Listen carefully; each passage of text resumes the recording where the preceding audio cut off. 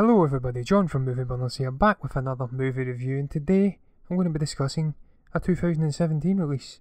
And I'll just start with this by saying it was a fortuitous meeting whilst filming a Japanese advert for iced tea. Now fear not, this isn't the synopsis for a corny rom-com. No, it's the actual backstory of a 7-year collaboration between the two Aussies, Hugh Jackman and Michael Gracie, which of course ultimately buffed the now commercially successful musical The Greatest Showman. Was it worth that arduous, near-decade-long will-they-won't-they saga? Is it a good film? Does it even need to be in order to be a good musical? That's all subjective, but here's my tuppence worth anyway. In short, it's both, but I don't like to do short. I like the sound of my own voice too much for that, and there is some negatives which need to be fleshed out in here. And now, if you don't know, The Greatest Showman follows the life of one P.T. Barnum, an early pioneer of circus entertainment in the United States. It doesn't muck around early on, showing a younger Barnum working for his father's tailoring shop, and his early run-ins with future wife Charity, and obviously her disapproving father as well, who tries to separate and ruin any potential romance between the pair. Now I have to say, I really enjoyed this little opening montage. The visuals, the music and the brief origin story were well handled, and it served the perfect introduction for what was to come really in terms of the music, the choreography, just the feel of the film. Now it moves on quickly, and Barnum is now older and he's made redundant from his office job, and after a cool little rooftop birthday celebration for his daughter, he dives headlong into pursuing his long-held dream.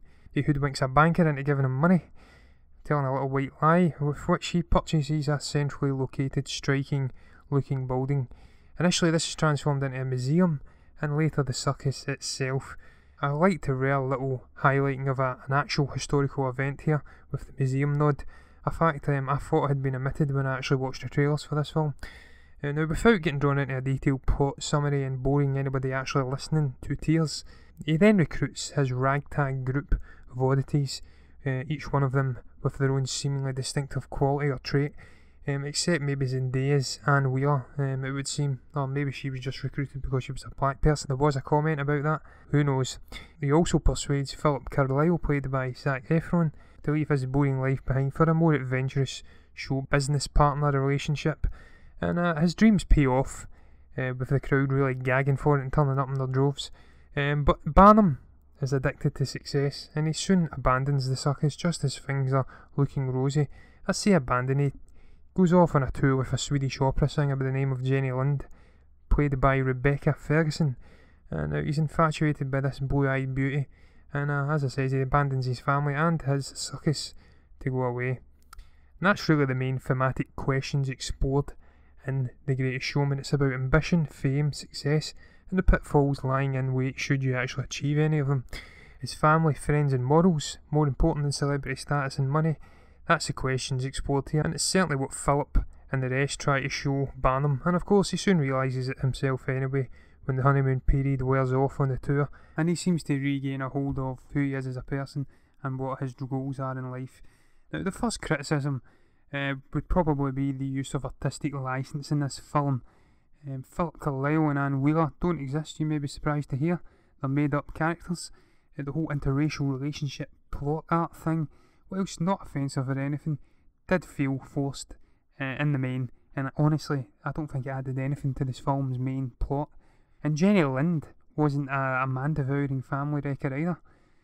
I'm surprised her estate hasn't intervened and sued for defamation for that character's assassination. Joking aside, her portrayal is best misleading. She only toured for a massive paycheck, and she actually gave the lot back to charity, and there wasn't any affair with her or P.T. Barnum, nor was she a jilted lover of any kind. Second criticism I would have of this film would probably be the liberal fiction that is P.T. Barnum's character here. We hear him respond with "I'm counting on it" when his two black trapeze performers tell him the public won't like their hiring, and in general he's just painted as some holier-than-thou person. I criticised this in Valkyrie as well, where they made distinct white and black personas, and the world is never like that. People are generally very grey. There's no white or black binary personalities in the world, and the truth is he wasn't a goody two-shoes. He bought half-paralysed Joyce Heth, who was an 80-year-old black slave, paraded her outside as being a 160-year-old person, and he performed a public autopsy on her as well after her death. He wasn't the kindest towards his animals either. There was a whole controversy around his treatment of his animals at his museum and his circus. So as I says, he wasn't a whiter than white chap by any means. Now I can forgive that, considering it's supposed to be an uplifting, fun and light-hearted musical. This isn't really the genre for exploring the darker intricacies of a man's personality, and to be fair, he's not portrayed as a complete angel. He was disloyal to his wife in the film, even though it was fake and it didn't harm. He was loyal to his wife in real life.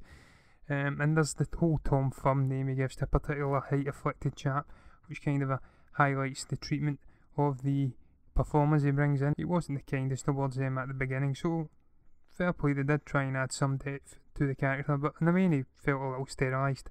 Now, where The Greatest Showman does succeed is in its performances and the music. This was a passion project that spanned nearly a decade for Hugh Jackman, and it certainly shows. He looked in his element. He's got great musical and stage credentials, of course, and he brings all that charisma, dancing, singing and acting ability to deliver a brilliant performance here. Efron and Zendaya were pretty decent too. I said the romance was forced in their on-screen relationship, but that certainly wasn't down to those two or their performances. It was more in a predictable writing sense. They're both experienced in the musical genre as well, and they had great chemistry together and played off each other very well. They delivered two brilliant performances. Now, this is a musical, and as such it would be rude of me not to discuss the body music. Benji Pasek and Justin Paul of La La Land fame are involved here too, and I did enjoy the mixture of period setting and the more modern poppy music. This Is Me has gotten all the plaudits, and I can see why. It's a great uplifting song, of course bellowed from Kiara Settle's bearded Letty Lutz character, but my personal favourite is probably A Million Dreams at the beginning. I just thought that was great, the way it opened the film, and a great song. Not much more to say there. The Other Side and Tightropes were probably the other standouts for me, and the music in general was pretty good.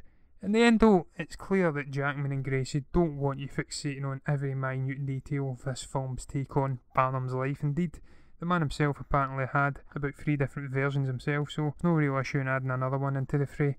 The film itself is enjoyable enough, the music's catchy and the choreography is slick, and there's a few excellent performances, as I stated, from a cast that genuinely looked like they were having a blast. It's difficult to recommend this film though, because the genre is polarising anyway. You'll have fans of a genre and you have people who hate it, and even fans of a genre will find some criticisms here, but you know what, I'm going to recommend it anyway, because it is, in the main, a decent enough film, and it deserves a watching if you're into it. Rating wise, I'll be giving this a 3.5 out of 5. Remember guys, if you're enjoying the content we're putting out, then do subscribe to us on YouTube, iTunes and Google Play, whilst also giving us a little follow on Facebook at Movie Burner Entertainment and on Twitter at Movie Burners. You can also catch up with all the latest reviews we're putting out on the Movie Burner blog at movieburnerintertainment.org. Until the next time, goodbye.